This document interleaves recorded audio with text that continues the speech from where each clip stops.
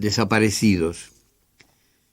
Están en algún sitio, concertados, desconcertados, sordos, buscándose, buscándonos, bloqueados por los signos y las dudas, contemplando las verjas de las plazas, los timbres de las puertas, las viejas azoteas, ordenando sus sueños, sus olvidos, quizá convalecientes de su muerte privada. Nadie les ha explicado con certeza si ya se fueron o si no, si son pancartas o temblores, sobrevivientes o responsos.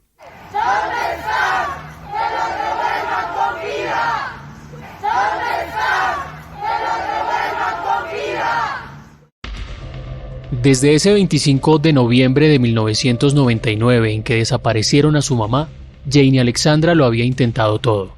Fue víctima de extorsiones y de personas que intentaron estafarla con información falsa sobre su madre. Asistieron a muchas jornadas de búsqueda junto a sus hermanas y muy pocas pistas hallaron por muchos años. No obstante, en el último día de la jornada de diciembre del año 2016, las cosas serían distintas.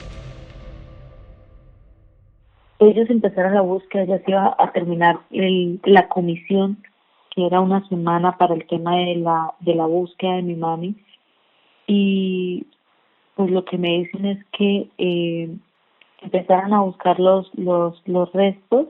Y mi hermana, los familiares empezaron a asistir, porque pues habían dicho que a ellos les tenían como en forma de triángulo. Sí, a ellos hablo de mi mamá, de la pareja de mi mamá, que es el papá de mi hermana menor, y de un alias el ingeniero.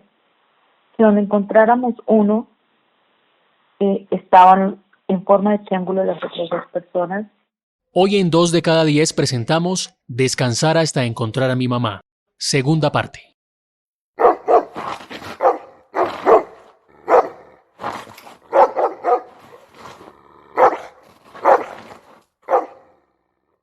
Mi hermana y la persona de la organización dijo que pasaran la perra, que quién quitaba que la encontraran.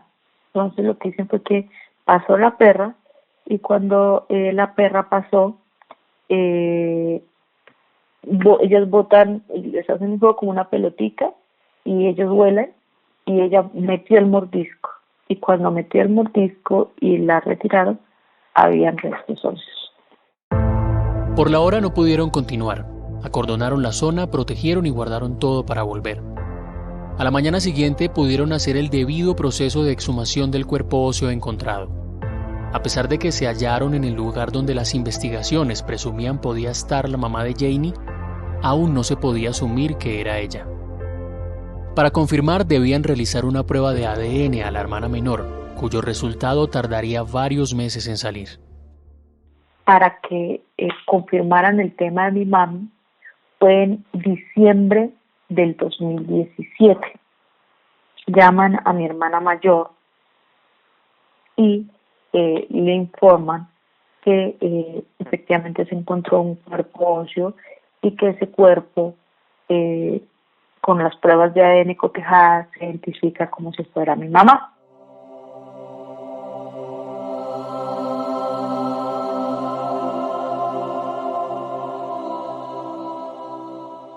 Ese diciembre del año 2017 les llamaron de la fiscalía para recibir el cuerpo óseo de su mamá.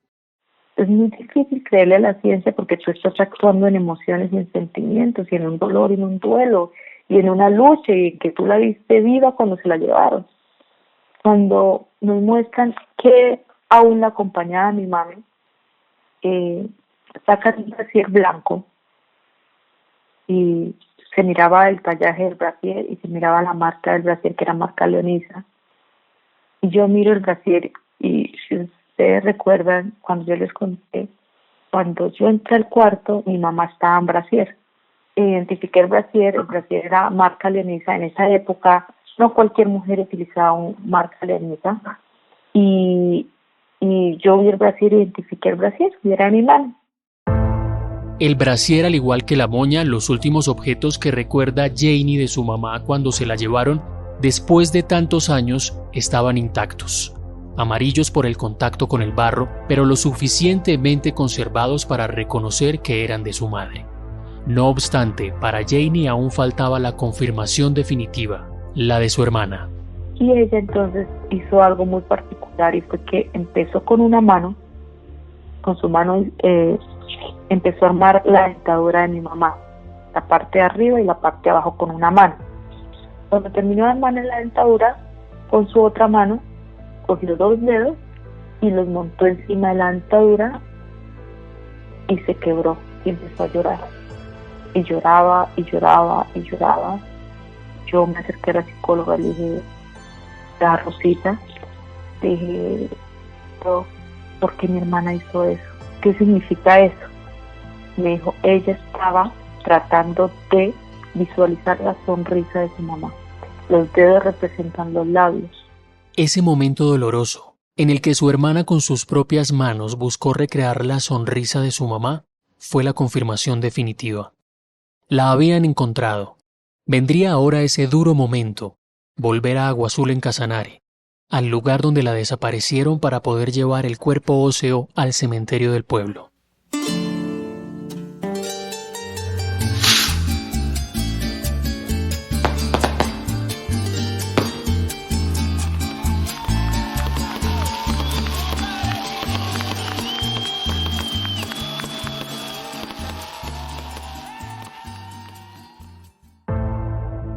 Era época de diciembre, novena de aguinaldo. En Agua Azul hacía un día caluroso cercano a los 37 grados centígrados. Como en todo verano decembrino colombiano, se escuchaba música y fiesta en las calles. Y en medio de la alegría navideña, Janie y sus hermanas serían protagonistas de una escena surrealista propia de la complejidad de la violencia en el país. Era un día con mucho sol.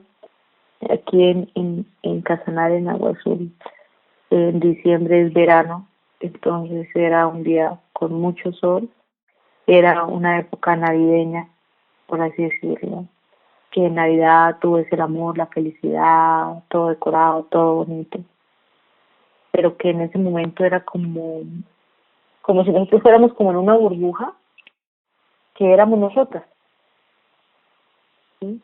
Donde había silencio, habían lágrimas, pero donde íbamos con la frente en alto.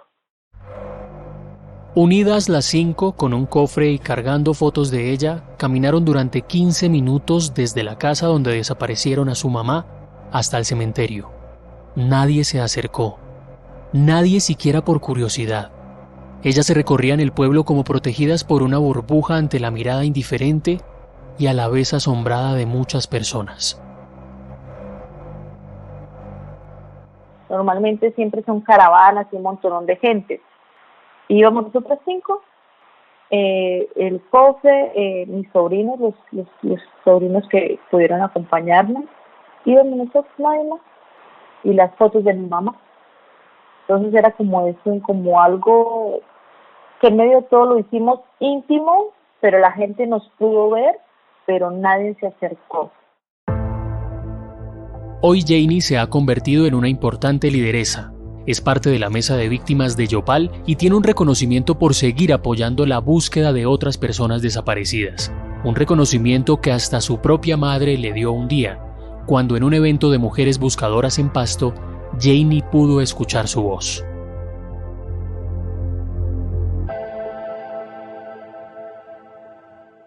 Soy yo. Estoy orgullosa de ti. Cuando dijo soy yo, estoy orgullosa de ti, empecé a hiperventilar, me quebranté y fue escuchar la voz de mi mamá cuando lo confirmó, porque en medio de tanto ruido de sentimientos, de música, de todo, cuando pasó eso, yo empecé a hiperventilar, a respirar mal, a llorar y a haberla sentido como si hubiera estado aquí al lado de mi hombro, diciéndomelo. Ven pasar árboles y pájaros e ignoran a qué sombra pertenecen. Cuando empezaron a desaparecer, hace 3, 5, 7 ceremonias, a desaparecer como sin sangre, como sin rostro y sin motivo, vieron por la ventana de su ausencia lo que quedaba atrás, ese andamiaje de abrazos, cielo y humo.